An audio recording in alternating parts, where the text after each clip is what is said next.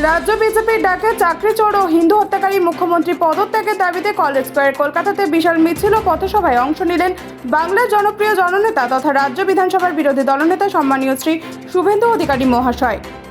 জবাবে রাজ্যসভার প্রশ্নের জবাবে বলছে 380 খানা ওয়াকফ প্রপার্টি দখল করে রেখেছে তৃণমূলের নেতারা, অন্য লোকেরা। নাদিমুল হক, আমি রাজ্যসভায় বসেছিলাম, উর্দুতে ভাষণ দিচ্ছিলেন, আমার পড়ে পড়ে বলতে পারে না উর্দু। আমি বসেছিলাম রাজ্যসভাতে, সে বেটা একটা ফ্ল্যাট দখল না করে 22 কাঠা জায়গা দখল করে আছে উত্তর কলকাতায়। তৃণমূলের কাউন্সিলর শাম্মী ম্যাডাম, তিনি দখল করে আছে। কালীগঞ্জের প্রাক্তন বিধায়ক, সে 3000 স্কয়ার মিটারের ফ্ল্যাট দখল করে, সব রকম সম্পত্তি।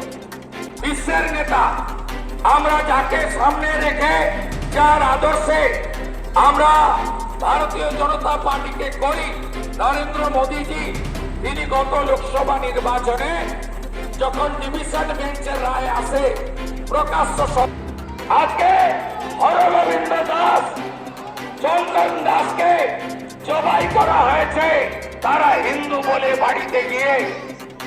এই অপরাধ ক্ষমার অযোগ্য, এই অপরাধ মেনে নেওয়া যায় না।